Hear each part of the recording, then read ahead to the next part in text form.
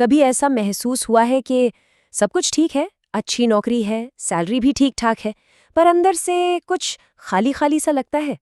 अगर ये फीलिंग जानी पहचानी है, तो यकीन मानिए आप अकेले नहीं हैं।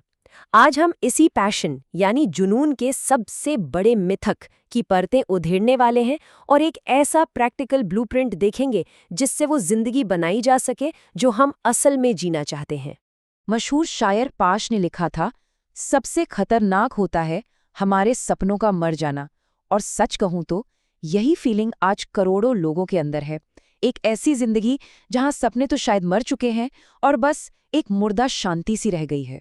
तो चलिए इस प्रॉब्लम की जड़ तक पहुंचते हैं। ये बस कुछ लोगों की कहानी नहीं है, ये एक साइलेंट महामारी की तरह है, एक करियर संकट जो धीरे धीरे हमारी खुशी को अंदर से खोखला कर रहा है। एक कहानी से समझते हैं। मान लीजिए अमित की कहानी से। 26 साल का है, गुड़गांव की एक बड़ी आईटी कंपनी में काम करता है।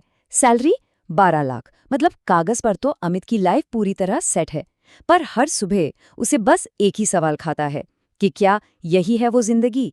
क्या अगले 40 साल भी ऐसे ही एक्सेल शीट्स के सामने कट जाएंगे? तो क्या ये सिर्फ अमित की कहानी है? बिल्कुल नहीं। सच तो ये है कि ये हम में से ज्यादातर लोगों की कहानी है। 2024 का गैलप सर्वे देखिए।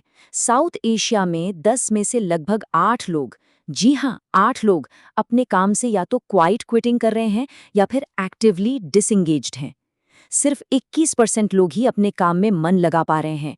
ये कोई छोटा मोटा नंबर नहीं है, ये एक पूरी जनरेशन की अनकही कहानी है जो इन आंकड़ों में कैद है। तो इसका हल क्या है? हमें बचपन से एक सलाह दी गई है, फॉलो योर पैशन, अपने दिल की सुनो। पर क्या हो अगर मैं कहूं कि ये सलाह ही सबसे बड़ी प्रॉब्लम है? ये एक जाल है। चलिए समझते हैं कैसे। देखिए, सारी गड़बड़ हमारी सोच में है। स्टैनफोर्ड यूनिवर्सिटी की एक रिसर्च कहती है कि पैशन को लेकर 2 तरह के माइंडसेट होते हैं। पहला है फिक्स्ड माइंडसेट। ये सोचता है कि पैशन कोई छुपा हुआ खजाना है जो किसी दिन अचानक से मिल जाएगा, और ये सोच हमें बस इंतजार करवाती रहती है। और दूसरा है ग्रोथ माइंडसेट। ये मानता है कि पैशन एक पौधे की तरह है जिसे हमें खुद लगाना है, उसे पानी देना है, मेहनत करनी है, तब जाकर वो बड़ा होगा। ये सोच हमें एक्शन लेने पर मजबूर करती है। लेखक कैल न्यूपोर्ट तो यहाँ तक कहते हैं कि फॉलो योर पैशन एक बहुत ही खतरनाक सलाह है। असली फॉर्मूला ये नहीं है कि पहले पैशन ढूंढो और फिर उस पर काम करो। नहीं, असली खेल तो एकदम उल्टा है। पहले एक्सप्लोर करो, फिर उसमें स्किल बनाओ, और पैशन वो खुद ब खुद आपके पीछे चलाएगा। लेकिन हाँ, ये जो स्किल बनाने का रास्ता है ना, ये कोई फूलों की सेज नहीं है। इसमें मुश्किलें आती हैं, तकलीफ होती है।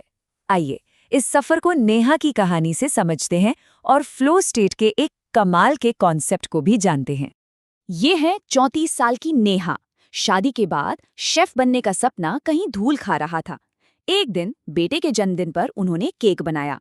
पड़ोसी ने उसकी फोटो व्हाट्सएप ग्रुप पर क्या डाली, अचानक से 3 और केक के ऑर्डर आ गए, और बस यहीं से उनकी असली परीक्षा शुरू हुई। पहला ऑर्डर खराब हो गया, पर नेहा ने हार नहीं मानी। धीरे धीरे रात रात भर जागकर वो केक बनाने में इतनी डूब गईं कि उन्हें वक्त का, भूख प्यास का, किसी चीज का होश ही नहीं रहता था। इसी जादुई एहसास को साइकोलॉजी में फ्लो स्टेट कहते हैं। ये वो अवस्था है जब आप किसी काम में पूरी तरह खो जाते हैं और आपका स्किल लेवल उस काम के चैलेंज से एकदम परफेक्टली मैच कर जाता है। नेहा ने तो कोशिश की और उन्हें रास्ता भी मिला, पर सवाल ये है कि ज्यादातर लोग कोशिश ही क्यों नहीं कर पाते? हम सब कहीं ना कहीं एक सोने के पिंजरे में फंसे हुए हैं। तो आखिर ये सोने का पिंजरा बना किस चीज से है? पहली वजह है एक्सपोजर की कमी। आपको पता है दुनिया में 12,000 से ज्यादा तरह के करियर ऑप्शंस हैं, और भारत में एक औसत स्टूडेंट को कितनों के बारे में पता होता है? मुश्किल से 10 या 15। अब आप ही बताइए, कोई उस चीज के लिए जुनूनी कैसे हो सकता है जिसका उसे पता तक नहीं? और फिर आता है सबसे बड़ा जाल, EMI ट्रैप। ये कहानी शुरू होती है 16 साल की उम्र में कोचिंग की फीस से। 22 तक एजुकेशन लोन का बोझ चढ़ता है, 25 की उम्र तक कार की किश्त, और 28 आते आते होम लोन। और देखते ही देखते आप एक ऐसे सोने के पिंजरे में कैद हो जाते हैं जहां दरवाजा तो खुला है, पर आप उड़ नहीं सकते, क्योंकि आपकी आधी से ज्यादा सैलरी तो बस किश्तों में कट रही है। तो क्या इस पिंजरे से निकलने का कोई रास्ता ही नहीं? बिल्कुल है। अब हम प्रॉब्लम से सल्यूशन की तरफ बढ़ेंगे। एक सीधा सरल 3 स्टेप एक्शन प्लान जिसे कोई भी आज से ही शुरू कर सकता है। ये फॉर्मूला है 3E फॉर्मूला। पहला ई है एक्सप्लोर, अपनी दुनिया को थोड़ा बड़ा करो, नई चीजें देखो, पढ़ो, सुनो। दूसरा ई है एंगेज, मतलब सिर्फ सोचो मत, एक्शन लो, अपने हाथ गंदे करो, छोटे लेवल पर ही सही पर ट्राई करो। और तीसरा ई है एक्सेल, यानी जो भी चुना है उसमें अपनी स्किल को इतना बढ़ाओ कि दुनिया आपको नजरअंदाज न कर पाए। अब शायद मन में सवाल आ रहा होगा कि यार नई चीज सीखने में तो सालों लग जाते हैं। यहीं पर आता है कमाल का आइडिया। लेखक जॉश कॉफमैन कहते हैं कि किसी भी नई स्किल में ठीक ठाक अच्छा होने के लिए आपको 10,000 घंटे नहीं, सिर्फ 20 घंटे की फोकस्ड प्रैक्टिस चाहिए। बस 20 घंटे। हमारे अमित ने वीकेंड पर वुड कार्विंग ट्राई की, 1 महीने तक रोज बस 45 मिनट दिए और उसे अपना जवाब मिलना शुरू हो गया। और जब आप एक्सेल वाले फेज में पहुंचते हैं तो टैलेंट से ज्यादा एक चीज काम आती है, जिसे कहते हैं ग्रिट। रिसर्चर एंजेला डकवर्थ कहती हैं कि ग्रिट का मतलब है किसी एक लक्ष्य के लिए लंबे समय तक टिके रहने का जुनून और जिद। असली सफलता टैलेंट या आईक्यू से नहीं, इसी ग्रिट से मिलती है। जब आप अपने पैशन पर इस तरह से काम करते हैं तो ये सिर्फ एक साइड हॉबी या साइड इनकम नहीं रह जाता। ये आपकी जिंदगी के एक बड़े मकसद, एक पर्पस को बनाने की तरफ आपका पहला कदम बन जाता है।